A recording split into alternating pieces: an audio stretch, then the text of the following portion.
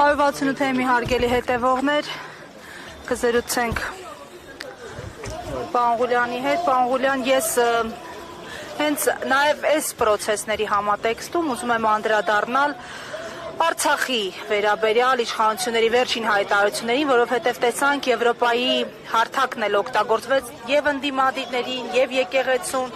եւ Արցախի հանրապետության, այսպես ասած, թիրախավորելու, ինչպես նշում են տարբեր շրջանակներ համար, ձեր գնահատմամբ ինչ էր ուզում ասել այդ ելույթով եւ Փաշինյանն է արդյոք այն անձը, որ մանդատ ունի փակել Արցախի էջը։ Դեք ինչքան էլ տեղ չի մնացել զարմանալու, բայց ամեն անգամ, երբ որ Հայաստանի գործող իշխանությունների, մասնավորապես վարչապետը ինչ որ լուրջ հարթակներում խոսում է, թիրախը կարծես նորից դառնում է Արցախը, եւ ես կարծում եմ, որ այստեղ շատ անտրամաբանական բան կա, որովհետեւ առանց այդ թիրախավորման էլ Արցախը իր վրա կրել է բոլոր հնարավոր հարվածները, բոլոր հնարավոր ողբերգությունները, եւ այդ ամենից հետո նորից Արցախի մասին խոսել այն իմաստով, որ Արցախի հանրապետություն ասելը դա ռազմական կոչ է եւ այս կարգի դատողություններ ինձ թվում է, որ դա ոչ միայն արցախցիներին է վերաբերում, այլ մեր բոլոր այն երևի հենքային, արժեքային համակարգին, որտեղ իհարկե Արցախը շատ կարևոր տեղ ունի։ Եվ չգիտեմ ինչ բառերով կարելի է բացատրել, բայց մի բան հաստատ գիտեմ, որ ես խիստ կասկածում եմ, որ կան արցախցի իր ասած քույրեր եւ եղբայրներ, ում ուղղված է իր խոսքը։ Պանղուլյան, տեսեք, փաստացի նաև Արցախի մասին հիշատակման համար, Արցախի վերաբերող գրքեր նվիրելու համար աշխատանքից մարդ է ազատվել Փաշինյանի ցուցումով, ինքն այդ մասին խոսել է, նշել է, որ այո, իր ցուցումով է եղել։ Ակադեմիական այս մասնաբաժնին խառնվելու, ակադեմիական ազատությունը խոչընդոտելու իրավունք ով է տվել Փաշինյանին եւ Ադրբեջանում փաստացի պետական հովանավորություն է ստացել, այսպես կոչված կեղծ արհեստացին արևմտյան Ադրբեջան թեզը, նաև Ղարաբաղը մերն է թեզը եւ այլն եւ այլն։ Հիմա ինչպես է ստացվում, որ մի կողմը խոսում է խաղաղության մասին, լռեցնում եւ խտրական մոտեցում է ցուցաբերում սեփական քաղաքացիների հանդեպ պատմությունը հիշատակել, անգամ թույլ չի տալիս, իսկ մյուս կողմը մարդը քայլում է բացահայտ նկրտումներ ունի։ Ոչ մեկն չի տվել այդ լիազորությունը եւ ամբողջ ցավը դրանում է։ Այսօր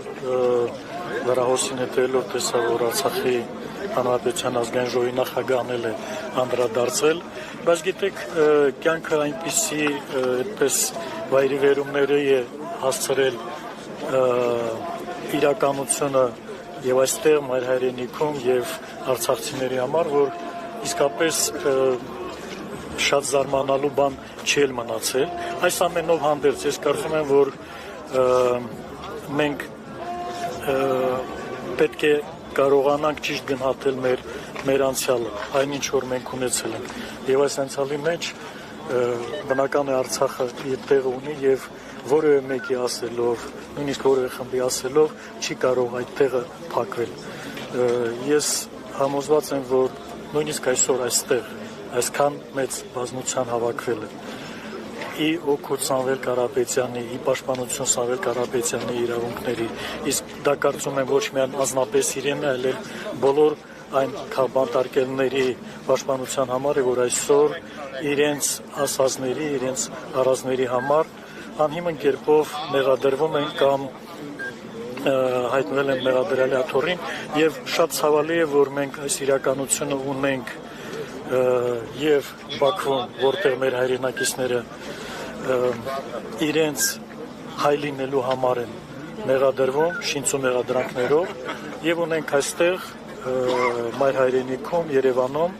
որտեղ մարդիկ իրենց ասած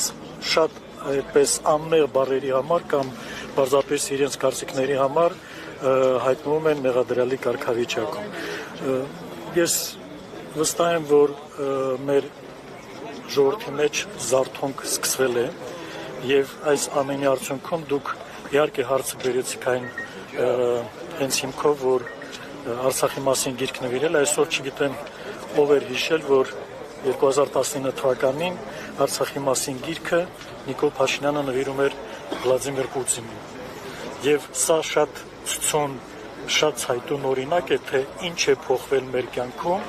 2019 թվականից, երբ որ Արցախը եղել է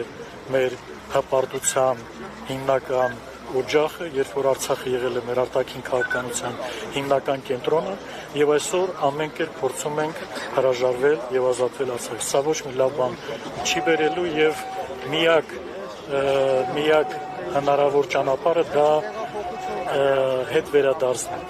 ճիշտ գնահատելն է։ Չեմ ուզում շատ երկարացնել, բայց նույնիսկ այսօրվա բանակցային այս լողոզված process-ի մեջ Արցախով Հայաստանը բանակցային մեկ բանոնի կարգավիճակ, մեկ ուժ է,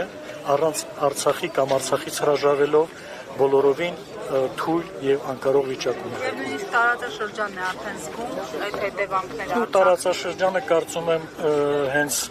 այս վերջին շրջանի դեպքերն են գալիս ապացուցելու, որ Արցախը կարող է փոքր, բայց ամենակարևոր